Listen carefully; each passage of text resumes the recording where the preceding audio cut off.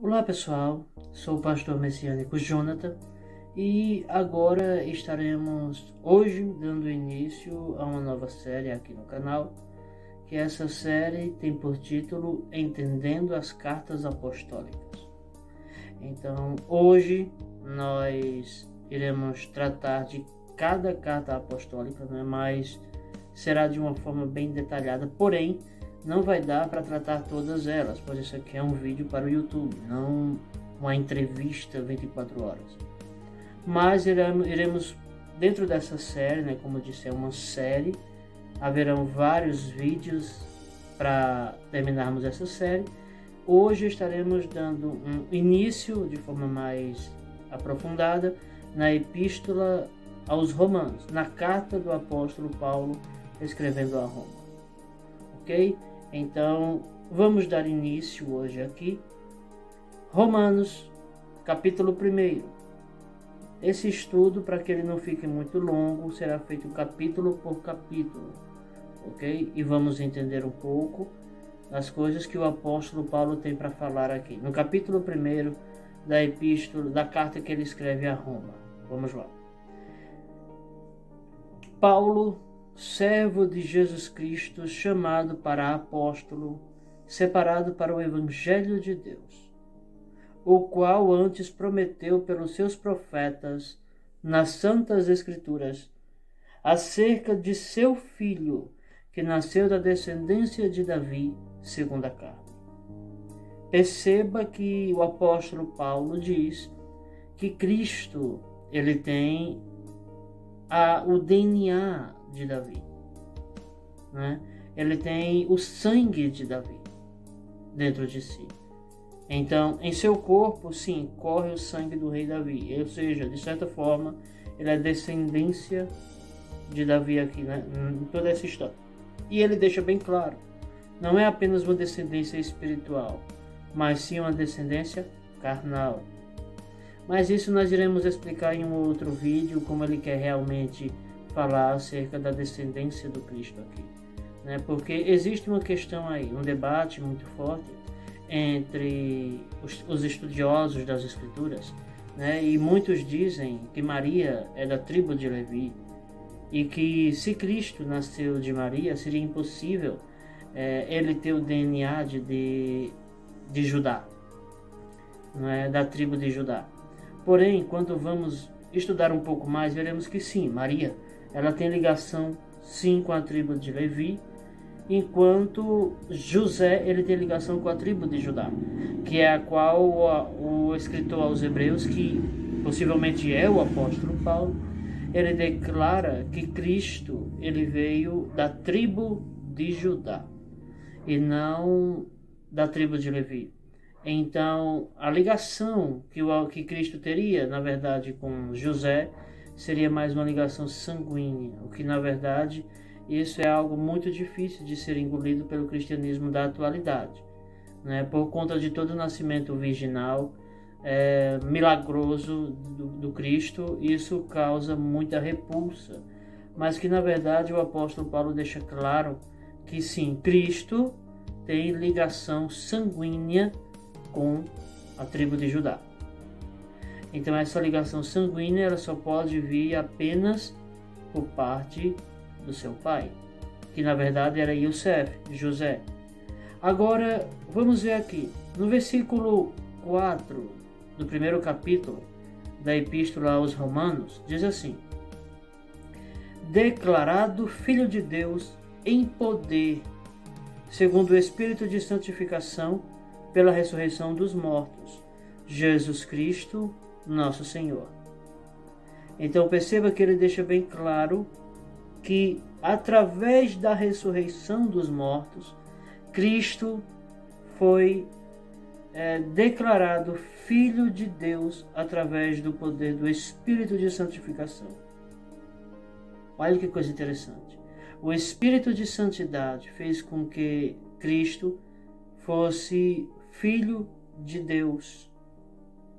Então esse mesmo Espírito, ele também pode sim nos fazer tornarmos filhos de Deus. Basta queremos andar pela lei do Espírito. Lei essa que o apóstolo Paulo irá falar também ainda nessa epístola, mas que nós trataremos dela um pouco mais adiante. Ok? Vamos ler aqui no versículo 5. Pelo qual recebemos a graça e o apostolado para a obediência da fé entre todas as gentes pelo seu nome. Olha o que está escrito aqui. Recebemos a graça e a obrigação de sermos mensageiros para a obediência da fé entre todas as nações, através do seu nome. Então ele nos deu uma missão. Qual que é essa missão? Levarmos a sua palavra aos 4 cantos da terra. Vamos ver aqui ainda no versículo 6, vamos lá. Entre as quais sois também vós chamados para seres de Jesus Cristo. Então ele escreve a Roma, que na verdade era uma nação gentílica, nada tinha a ver com Israel, não havia ligação alguma. E aliás era o Império Romano quem dominava nesse período aqui. Ele dominava sim, certo? Ao ponto de os próprios romanos terem matado Cristo. Mas existiam ali fiéis em Roma que seguiam a Cristo. Ok? Mas vamos continuar aqui. Versículo 7. A todos os que estáis em Roma, graça e paz de Deus nosso Pai e do Senhor Jesus Cristo. Primeiramente dou graças ao meu Deus por Jesus Cristo acerca de vós todos, porque em todo o mundo é anunciada a vossa fé. O apóstolo Paulo destaca aqui a demonstração de fé que Roma tinha demonstrado aqui logo após aceitar o Cristo. Não é uma demonstração que era percebida, por assim dizer, por todas as pessoas que haviam ali ao seu redor. As pessoas percebiam essa diferença. E nessa diferenciação, ele deixa claro, Ela agradece a Deus através de Cristo sobre a igreja de Roma. Por quê? Porque no mundo inteiro, ou seja, em todas as partes ali da Europa, da Ásia, era falado que Roma era um país extremamente cheio de fé no Cristo. Mas vamos lá. Versículo 8. Primeiramente dou graças ao meu Deus por Jesus Cristo acerca de vós todos, porque em todo o mundo é anunciada a vossa fé. 9. Porque Deus, a quem sirvo em meu espírito, no evangelho de seu Filho, é testemunha de como incessantemente faço menção de vós, pedindo sempre em minhas orações que, em algum tempo, pela vontade de Deus, se me ofereça boa ocasião de ir ter convosco. Porque desejo ver-vos para vos comunicar algum dom espiritual, a fim de que sejais confortados, isto é, para que juntamente convosco eu seja consolado pela fé mútua, assim vossa como minha. Então, o desejo do apóstolo Paulo era poder ver os crentes em Roma, para que ele também pudesse se alegrar com toda essa fé que ele tinha escutado das pessoas. Então, ele queria, por assim dizer, testemunhar com seus próprios olhos o amor que Roma tinha por Cristo. Mas vamos lá. Versículo 13. Não quero, porém, irmãos, que ignoreis que muitas vezes propus ir ter convosco, mas até agora tenho sido impedido, para também ter entre vós algum fruto, como também entre os demais gentios. Eu sou devedor tanto a gregos como a bárbaros, tanto a sábios como a ignorantes. E assim, quanto está em mim, estou pronto para também vos anunciar o evangelho a vós que estáis em Roma, porque não me envergonho do evangelho de Cristo, pois é o poder de Deus para a salvação de todo aquele que crê, primeiro do judeu e também do grego. O legítimo evangelho é o poder de Deus. Então, para a salvação, Deus não faz acepção de pessoas. Para a salvação, não há acepção de pessoas. Agora, o ponto é, e para a nação eleita há acepção de pessoas? Veremos que mais para frente o apóstolo Paulo vai dizer que sim. Não será falado agora nesse vídeo, mas em uma outra ocasião, dentro da própria epístola, a qual estamos estudando, veremos o que o apóstolo Paulo terá para falar acerca disso, ok? Para a salvação não há acepção de pessoas, mas para a escolha divina de, por assim dizer, nação eleita, há sim essa acepção. Iremos falar isso em uma outra ocasião. Versículo 17, vamos lá. Porque nele se descobre a justiça de Deus, de fé em fé, como está escrito, mas o justo viverá pela fé. O apóstolo Paulo, ele começa a citar aqui um texto do Antigo Testamento, que você vai encontrar justamente em Abacuque, capítulo 2, versículo 4. Ok? Então ele vai citar um trecho da epístola, aqui do livro de Abacuque, no capítulo 2, versículo 4, de forma isolada. E vai fazer a aplicação para a fé em Cristo. Então, Abacuque 2, 4. Versículo 18. Porque do céu se manifesta a ira de Deus sobre toda a impiedade e injustiça dos homens, que detêm a verdade em injustiça. Olha que coisa interessante. Do céu se manifesta a ira de Deus sobre todo o pecado e injustiça causados pelos homens, que mudam a verdade em injustiça, aqueles que querem inverter os papéis. A ira de Deus vai cair sobre aqueles que querem inverter os papéis, inverter os valores. Hoje em dia, pessoas estão querendo legalizar aborto, né? Estão protegendo coisas que a Bíblia condena. Infelizmente, as pessoas estão hoje, né, em um estado de calamidade moral. Né? Quando vamos ver a sociedade ela está totalmente caída. Totalmente caída. Se olharmos para essas coisas, vamos, infelizmente, nos entristecermos muito, porque veremos que pessoas desse tipo têm prosperado terrivelmente, grandemente aí nas suas riquezas, aumentado, têm conquistado bens materiais, enquanto nós que procuramos sempre fazer o certo, estaremos sempre sofrendo. Interessante isso, não é? Mas depois iremos falar um pouco sobre esse assunto também, ok? Vamos para o versículo 19. Porquanto o que de Deus se pode conhecer, neles se manifesta. Porque Deus lhe manifestou. Porque as suas coisas invisíveis, desde a criação do mundo, tanto o seu eterno poder como a sua divindade se entendem e claramente se veem pelas coisas que estão criadas, para que eles fiquem indesculpáveis. Ou seja, o apóstolo Paulo está deixando claro que tudo que a gente pode conhecer de Deus, a gente vai ver nessas pessoas. A ira de Deus caindo sobre elas vai servir de exemplo para nós não agirmos como essas pessoas. Olha que coisa interessante. Vamos lá. E ele vai dizer mais, que o poder, desde a criação do mundo, se entende e claramente se veem pelas coisas que estão criadas, para que essas pessoas fiquem desculpadas, ou seja, essas pessoas que querem mudar os valores, ao verem tudo que foi criado e ainda não querem dar ouvidos, não querem temer a Deus, diante de Deus, ficarão totalmente indesculpáveis. Ou seja, não alcançarão o perdão. Vamos continuar, versículo 21. Porquanto, tendo conhecido a Deus, não o glorificaram como Deus, nem lhe deram graças. Antes, em seus discursos se desvaneceram, e o seu coração insensato se obscureceu. Dizendo-se sábios, tornaram-se loucos. Aqui o apóstolo Paulo, ele faz menção, ele faz referência, a dois textos bíblicos do Antigo Testamento.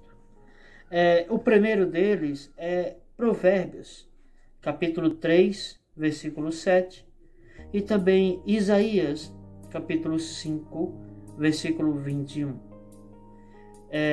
esses textos vai falar sobre a aniquilação da sabedoria dos sábios. Então, olha que coisa interessante, dizendo-se sábios, tornaram-se loucos. Aqueles que pensam que têm alguma sabedoria, sem quererem se aproximar das Escrituras e aprender, Deus os tem como loucos. Vamos continuar aqui. Versículo 23.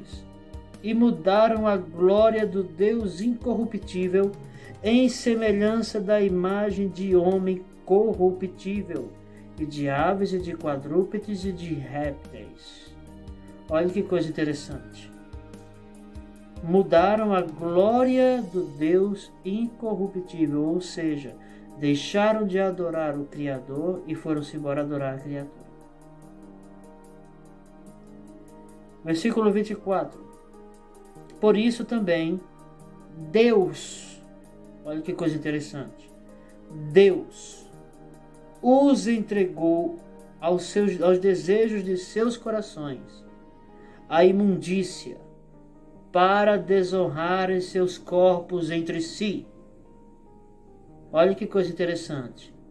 Deus os entregou aos seus próprios desejos para fazerem o que quiserem dos seus corpos. Ou seja, quando Deus faz isso, deixa a pessoa fazer e desfazer, é uma prova de que Deus abandonou essas pessoas. Coisa forte, né? É uma prova de que Deus não está mais lutando para que aquela pessoa chegue ao arrependimento. É como se aquela própria pessoa tivesse cometido o pecado imperdoável, que é o pecado contra o Espírito. Vamos lá. Pois, versículo 25, mudaram a verdade de Deus em mentira, e honraram e serviram mais a criatura do que o Criador, que é bendito eternamente. Amém. Versículo 26. Por isso, Deus os abandonou às paixões infames, porque até as suas mulheres mudaram o uso natural no contrário à natureza. E semelhantemente também os homens, deixando o uso natural da mulher, se inflamaram em sua sensualidade, uns para com os outros, homens com homens, cometendo torpeza e recebendo de si mesmos a recompensa que convinha ao seu erro.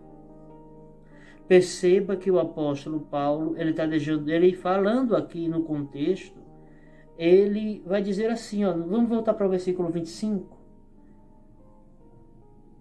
O Criador, versículo 24, os entregou a esses desejos.